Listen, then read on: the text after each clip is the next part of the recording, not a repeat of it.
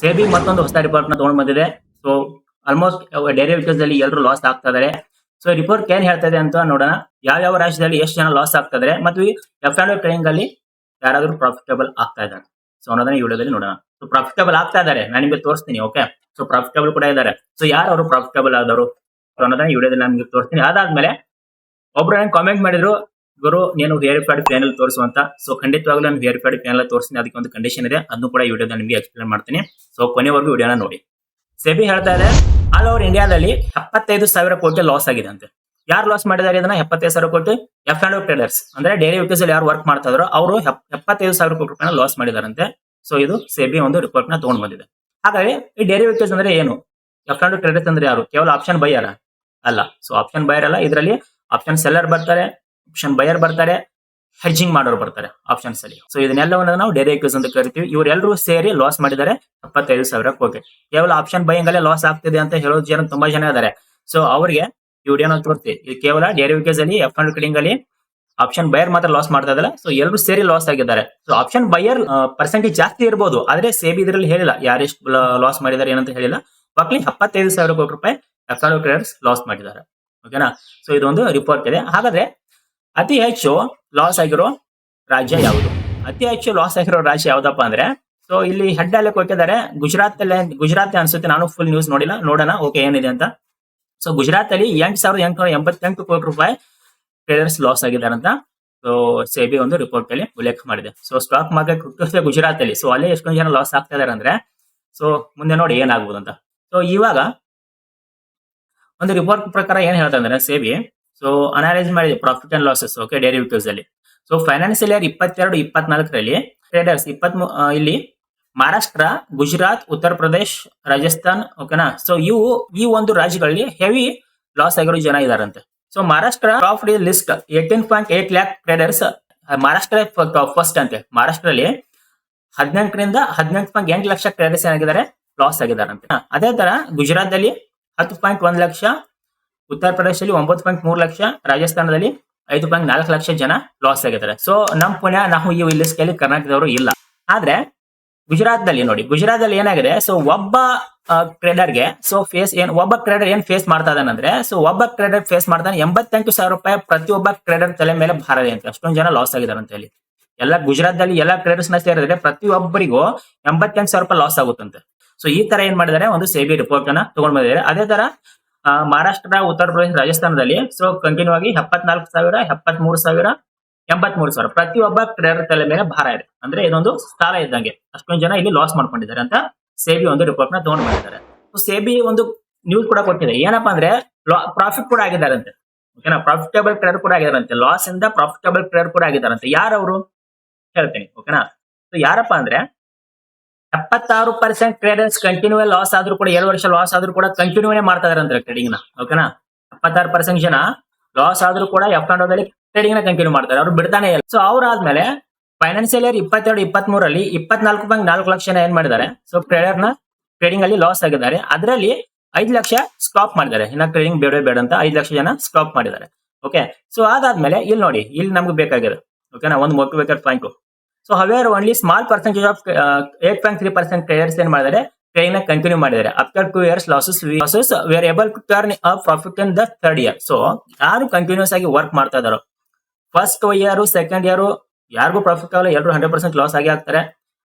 First year, second year ಯಾರು hold ಮಾಡಿರ್ತಾರೋ okay, ಅದ್ರಲ್ಲಿ ಸ್ವಲ್ಪ ಜನ ಕಂಟಿನ್ಯೂ ಮಾಡ್ತಾರೆ, ಮುಂದೆ ಸ್ವಲ್ಪ ಜನ ಸ್ಟಾಪ್ ಮಾಡ್ತಾರೆ. ಟ್ರೇಡಿಂಗ್ ಇದು ಗ್ಯಾಮ್ಲಿಂಗ್ ಇದೆ, ಟ್ರೇಡಿಂಗ್ ಅಲ್ಲಿ ದುಡ್ಡು ಮಾಡಕ್ಕಾಗಲ್ಲ ಅಂತ ಊರ್ಲ ಸುದ್ದಿ ಹಬ್ಸ್ತಾರಲ್ಲ, ಅವರೇ ಸ್ಟಾಪ್ ಮಾಡಿದವರು. ಓಕೆ, ಸೊ ಇಲ್ಲ ಇದ್ರಲ್ಲಿ ಏನೋ ಇದೆ, ನಮ್ ಲಾಸ್ ಆಗ್ತಾ ಇದೆ, ಯಾರೊಬ್ಬ ಪ್ರಾಫಿಟ್ ಮಾಡ್ತಾ ಇದಾನಂದ್ರೆ, ಸೊ ಈ ದುಡ್ಡು ಎಲ್ಲೋ ಹೋಗ್ತಾ ಇದೆ ಅಂದ್ಬಿಟ್ಟು ಯಾರು ಸ್ವಲ್ಪ ಎಫರ್ಟ್ ಹಾಕಿ ಲರ್ನ್ ಮಾಡಿ ಕಲ್ಕೊತಾರೋ ಇಂಟ್ರೆಸ್ಟ್ ಇರೋರು, ಸೊ ಅವ್ರು ಏನ್ ಮಾಡ್ತಾ ಇದಾರೆ, ಸೊ ಅವರು 3rd year ಅಲ್ಲಿ 4th year ಪ್ರಾಫಿಟಬಲ್ ಟ್ರೇಡರ್ ಆಗ್ತಾನೆ ಇದಾರೆ. ಓಕೆನಾ? ಸೊ ಇಲ್ಲಿ ಗಮನಿಸಬಹುದು, ಸೆಬಿ ಕೂಡ ಹೇಳಿದೆ ಅದೇ ಪ್ರಕಾರ ಏನಾಗಿದ್ದಾರೆ. So 8.3% continue trading after 2 years losses we are able to turn profit in the 3rd year. So SEBI ಕೂಡ ಹೇಳ್ತಾ ಇದೆ, ಕಂಟಿನ್ಯೂಸ್ ಆಗಿ ವರ್ಕ್ ಯಾರು ಮಾಡ್ತಾ ಇದಾರೋ, ತಮ್ಮ ಯಾರು ಎಫರ್ಟ್ ಹಾಕ್ತಾ ಇದಾರೋ ಅವರು ಸ್ಟಾಕ್ ಮಾರ್ಕೆಟ್ ಸಕ್ಸಸ್ಫುಲ್ ಆಗ್ತಾ ಇದಾರೆ. ಸೊ ಲಾಸ್ ಆಗ್ತಾ ಇದಾರೆ ಯಾರು, ಇಲ್ಲಿ ಬರುತ್ತೆ ನೋಡಿ ಇಂಪಾರ್ಟೆಂಟ್ ಪಾಯಿಂಟ್. ಲಾಸ್ ಯಾರು ಆಗ್ತಾ ಇದಾರೆ ಅಂದ್ರೆ, ನಾನು ಲಾಸ್ಟ್ ವಿಡಿಯೋದಲ್ಲಿ ಎಕ್ಸ್ಪ್ಲೇನ್ ಮಾಡಿದ್ದೀನಿ, ನಾನು ಒಂದೇ ದಿನಕ್ಕೆ ಕರೋಡಪತಿ ಆಗ್ಬೇಕು, ಒಂದೇ ದಿನಕ್ಕೆ ನನಗೆ ಲಕ್ಷ ದುಡ್ಡು ಬೇಕು ಅನ್ನೋರು ಇದರಲ್ಲಿ ಲಾಸ್ ಆಗ್ತಾರೆ. ಸೊ ಸ್ಟಾಕ್ ಮಾರ್ಕೆಟ್ ಸರ್ ಒಂದೇ ದಿನದಲ್ಲಿ ದುಡ್ಡು ಮಾಡ್ಲಿಕ್ಕೆ ಕೊಡಲ್ಲ. ಓಕೆ, ಸೊ ಲಾಸ್ ಆಗ್ತಾ ಇರುತ್ತೆ. ಲಾಸ್ ನ ಯಾಕೆ ಲಾಸ್ ಆಯ್ತು ಅನ್ನೋದನ್ನ ನಾವು ಯಾರು ಎಂದಿಗೂ ಅದ್ರ ಬಗ್ಗೆ ಸ್ಟಡಿ ಮಾಡಲ್ಲ. ಸುಮ್ನೆ ಲಾಸ್ ಆಯ್ತಾ, ಓಕೆ ಇನ್ನೊಂದು ಟ್ರೇಡ್ ತಗೋ, ಈ ತರ ಮಾಡ್ಕೊಂಡೆ ಎಲ್ಲರೂ ಲಾಸ್ ಆಗ್ತಾರೆ. ಆದ್ರೆ ಲಾಸ್ ಯಾಕಾಯ್ತು ಅನ್ನೋದನ್ನ ಯಾರು ಅದನ್ನ ಬಗ್ಗೆ ಸ್ಟಡಿನೇ ಮಾಡ್ತಾ ಇಲ್ಲ ಇದುವರೆಗೂ. ಓಕೆ, ಲಾಸ್ ಆಗ್ತಿದೆ ಅನ್ನೋದನ್ನ ಫಸ್ಟ್ ಸ್ಟಡಿ ಮಾಡಿ, ಆಮೇಲೆ ಟ್ರೇಡ್ ಮಾಡೋರಂತ. ಇನ್ನೊಬ್ರು ಜನ ಇನ್ನು ಇಬ್ರು ಜನ ಇದಾರೆ. ಯಾರಪ್ಪ ಅವ್ರ ಜನ ಅಂದ್ರೆ ಪ್ರತಿದಿನ ಟ್ರೇಡ್ ಮಾಡ್ತಾರೆ, ಪ್ರತಿದಿನ ಪ್ರಾಫಿಟ್ ಮಾಡ್ತಾರೆ. ಪ್ರಾಫಿಟ್ ನ ಸೇವ್ ಮಾಡ್ಕೊಳಿಕ್ ಆಗಲ್ಲ ಅವ್ರಿಗೆ. ಟ್ರೇಡ್ ಮಾಡ್ತಾರೆ, 500, 600, 1000, 2000 ಪ್ರಾಫಿಟ್ ಮಾಡ್ಕೊಂಡಿರ್ತಾರೆ. ಇನ್ನೊಂದ್ ಸ್ವಲ್ಪ ಆಸೆ ಇರುತ್ತೆ ಅವ್ರಿಗೆ, ಇಲ್ಲ 2000 ಆಗಿದೆ, ಸೊ ಇದನ್ನ 2500 ಮಾಡೋಣ. ಸೊ 2500 ಮಾಡೋಣ ಅಂದ್ಬಿಟ್ಟು ಏನಾಗಿರುತ್ತೆ, ಅದು 2,500 ಲಾಸ್ ಆಗುತ್ತೆ. ಮತ್ತೆ 2500 ಪ್ರಾಫಿಟ್ ಬಂದಿದ್ದು ಅದು ರೆಡ್ ಅಲ್ಲಿ ಕನ್ವರ್ಟ್ ಮತ್ತೆ 2500 ಲಾಸ್ ಆಗುತ್ತೆ. ಸೊ ಇನ್ನೊಬ್ಬ ಯಾರಿದ್ದಾರೆ ಅಂದ್ರೆ ಲಾಸ್ ಆಗಿರ್ತಾನೆ. ಓಕೆನಾ, ಲಾಸ್ ಆಗಿರ್ತಾನೆ. ಲಾಸ್ ಆದ್ಮೇಲೆ ಇಲ್ಲ, 1000 ಲಾಸ್ ಆಗಿದೆ, ಇದನ್ನ ಹೆಂಗಾದ್ರೆ ರಿಕವರ್ ಮಾಡ್ಬೇಕಲ್ಲ, ರಿಕವರ್ ಮಾಡೋಣ ಅಂತ ಹೇಳ್ಬಿಟ್ಟು ಯಾರು ಟ್ರೇಡ್ ಪಂಚ್ ಮಾಡ್ತಾರೋ ಅವ್ನು ಮತ್ತೆ ಲಾಸ್ ಅಲ್ಲಿ ಹೋಗ್ತಾನೆ ಹೊರತು ಪ್ರಾಫಿಟ್ ಅಲ್ಲಿ ಟ್ರೇಡ್ ಮಾಡಿ ಯಾವತ್ತಿಗೂ ಪ್ರಾಫಿಟಬಲ್ ಟ್ರೇಡ್ ಆಗಲ್ಲ ಅವನು. ಈ ರಿಕವರ್ ಅನ್ನೋ ವರ್ಡ್ ಇಂದ ದೂರ ಇರಿ. ಓಕೆನಾ, ಸೊ ರಿಕವರ್ ಅನ್ನೋ ಪದ ಸ್ಟಾಕ್ ಮಾರ್ಕೆಟ್ ಅಷ್ಟೊಂದು ಈಸಿ ಇಲ್ಲ. ರಿಕವರ್ ಇಂದ ತುಂಬಾ ದೂರ ಇರಿ. ರಿಕವರ್ ಬದಲಿಗೆ ಲರ್ನಿಂಗ್ ಅನ್ನೋ ವರ್ಡ್ ಮೇಲೆ ಫೋಕಸ್ ಮಾಡಿ. ಓಕೆ, ಸೊ ಲರ್ನಿಂಗ್ ಅನ್ನೋ ವರ್ಡ್ ಮೇಲೆ ಫೋಕಸ್ ಮಾಡಿದ್ರೆ ಸೊ ಇವತ್ತೆಲ್ಲ ನಾಳೆ ಸರ್ ನೀವು ಪ್ರಾಫಿಟಬಲ್ ಟ್ರೇಡರ್ ಹೀಗೆ ಆಗ್ತೀರಾ, ಅದ್ರಲ್ಲಂತೂ ಡೌಟ್ ಇಲ್ಲ. ಇನ್ನ ಬರುತ್ತೆ ನನ್ನ PNL. ಓಕೆ, ಸರಿ. ಒಬ್ರು ಯಾರೋ ಕಾಮೆಂಟ್ ಮಾಡಿದ್ದಾರೆ.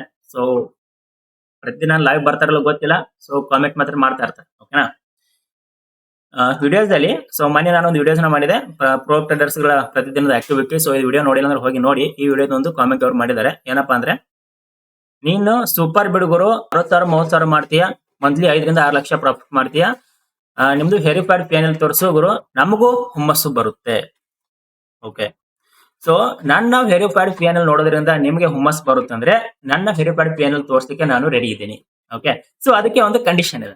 ಅಷ್ಟೊಂದು ಈಸಿಯಾಗಿ ತೋರಿಸಲ್ಲ ನಾನು. ಓಕೆನಾ, ಅದಕ್ಕೆ ನಂದೊಂದು ಕಂಡೀಷನ್ ಇದೆ. ಸೊ ಈ ವಿಡಿಯೋ ನೀವು ನೋಡ್ತಾ ಇದ್ರೆ ಸೊ ನಿಮ್ ನೇಮ್ ಏನಿದೆ, ನಿಮ್ ನೇಮ್ NH ಸ್ಮೂತ್ ಫೈರ್ ಅಂತ. ಓಕೆನಾ, ಸೊ ಯಾರು ಒರಿಜಿನಲ್ ನೇಮ್ ಹಾಕಲ್ಲ. ಸೊ ಕೆಲವೊಂದ್ ಜನ ಏನ್ ಮಾಡ್ತಾ ಇದಾರೆ ಅಂದ್ರೆ ಕೆಲವೊಂದ್ ಜನ ಸೊ ಏನಾದ್ರು ವಿಡಿಯೋ ಮಾಡಿಬಿಟ್ರೆ ಲೈವ್ ಬಂದಾಗ ಅವ್ರು ನೋಡಕ್ಕಾಗಲ್ಲ. ಓಕೆನಾ, ಸುಮ್ನೆ ಬ್ಯಾಡ್ ಕಾಮೆಂಟ್ ಮಾಡೋದು, ಏನೋ ಮಾಡೋದು. ಸೊ ಇಲ್ಲ, ಇವ್ರು ಏನ್ ಬ್ಯಾಡ್ ಕಾಮೆಂಟ್ ಇಲ್ಲ, ಇವ್ರು ಕರೆಕ್ಟ್ ಆಗಿ ಕೇಳಿದ್ದಾರೆ. ಸೊ ನೀವು ವೆರಿಫೈಡ್ PNL ತೋರಿಸಿ ಅಂತಿದ್ರೆ ಸೊ ನಾನು ಅದಕ್ಕೆ ಸ್ವಾಗತ, ನಾನು ವೆರಿಫೈಡ್ PNL ತೋರಿಸ್ತೀನಿ. ಆದ್ರೆ ಸರ್ ನಿಮ್ಮನ್ನು ಸೇರಿಸಿ ಹೇಳ್ತೀನಿ, ಎಲ್ರಿಗೂ ಸೇರಿಸಿ ಹೇಳ್ತೀನಿ, ನಾನು ವೆರಿಫೈಡ್ PNL ನೀವು ನೋಡ್ಬೇಕಂದ್ರೆ ಸೊ ನೀವ್ ಏನ್ ಮಾಡ್ಬೇಕಪ್ಪ, ಸೊ ನನಗೆ ಇವಾಗ ನೋಡಿ 1.91 ಸಬ್ಸ್ಕ್ರೈಬರ್ ಇದ್ದಾರೆ.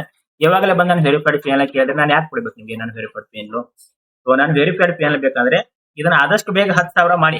ಓಕೆನಾ, ಎಷ್ಟು ಬೇಗ 10,000 ಮಾಡ್ತಿರೋ ಇವತ್ತೇ ಮಾಡಿ. ನಾನು ಇವತ್ತೇ ನಾನು ವೆರಿಫೈಡ್ PNL ತೋರಿಸ್ತೀನಿ. ಓಕೆನಾ, ಸೊ ಯಾವಾಗ ನಾನು 10,000 ಸಬ್ಸ್ಕ್ರೈಬರ್ ಆಗ್ತಾರೋ ಹಳ್ಳಿ ಟ್ರೇಡರ್ ಚಾನಲ್ಗೆ, ಸೊ ಅವಾಗ ನಾನು ನನ್ನ ವೆರಿಫೈಡ್ PNL ನ ನಾನು ನಿಮ್ಗೆ ತೋರಿಸ್ತೀನಿ.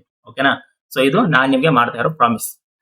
ಸೊ ಇನ್ನೊಂದು ಹೇಳ್ತೀನಿ. ಓಕೆನಾ, ಸೊ ಇದಾಯ್ತು, ನಾನು ವೆರಿಫೈಡ್ PNL ತೋರಿಸ್ತೀನಿ. ಓಕೆ, ಸೊ ಅವರೊಂದು ವರ್ಡ್ ಏನು ಹೇಳಿದಾರೆ ಅಂದ್ರೆ, ಸೊ ಇವರು ಏನ್ ಕಾಮೆಂಟ್ ಮಾಡಿದ್ರೆ ಇವರೊಂದು ವರ್ಡ್ ಒಂದು ಮೆನ್ಷನ್ ಮಾಡಿದ್ರೆ, ಆ ವರ್ಡ್ ತುಂಬಾ ಅಪಾಯಕಾರಿ ಎಲ್ರಿಗೂ. ಓಕೆನಾ, ಏನಂದ್ರೆ ವೆರಿಫೈಡ್ PNL ತೋರಿಸು ಗುರು, ನಮಗೂ ಹುಮ್ಮಸ್ಸು ಬರುತ್ತೆ. ಓಕೆನಾ ಸರ್, ನಿಮಗ್ ಹುಮ್ಮಸ್ಸು ಬರೋದು ಬೇಡ. ಯಾರ್ಯಾರ್ದೋ ಪ್ರಾಫಿಟ್ ನ ನೋಡಿ ಟ್ರೇಡ್ ನ ಮಾಡಬೇಡಿ, ಯಾರ್ಯಾರ್ದೋ ಸ್ಕ್ರೀನ್ ಶಾಟ್ ನೋಡಿ ಟ್ರೇಡ್ ನ ಮಾಡಬೇಡಿ. ಓಕೆನಾ, ನಿಮ್ಮಲ್ಲಿ ನಾಲೆಜ್ ಇದ್ರೆ ಸ್ವಂತ ಟ್ರೇಡ್ ನ ಮಾಡಿ, ಇಲ್ಲ ಕಲೀರಿ, ಆಮೇಲೆ ಪ್ರಾಫಿಟ್ ನ ನೋಡಿ. ಬೇರೆಯವ್ರನ್ನ ನೋಡಿ ಸ್ಟಾಕ್ ಮಾರ್ಕೆಟ್ ಅಲ್ಲಿ ಹೇಳ್ತಾ ಇದೀನಿ. ಓಕೆನಾ, ಸ್ಟಾಕ್ ಮಾರ್ಕೆಟ್ ಅಲ್ಲಿ ಬೇರೆಯವ್ರನ್ನ ನೋಡಿ ಮೋಟಿವೇಟ್ ಆಗಿ ಬೇಡ ಅನ್ನಲ್ಲ, ಆದ್ರೆ ಅವ್ರ ಪ್ರಾಫಿಟ್ ನ ನೋಡಿ ಮೋಟಿವೇಟ್ ಆಗಬೇಡಿ, ಅವರಲ್ಲಿರೋ ನಾಲೆಜ್ ನೋಡಿ ಮೋಟಿವೇಟ್ ಆಗಿ. ಓಕೆ, ಸೊ ಅದಕ್ಕೆ ನಾನು ಒಪ್ಪಿಗೆ ಇದೆ.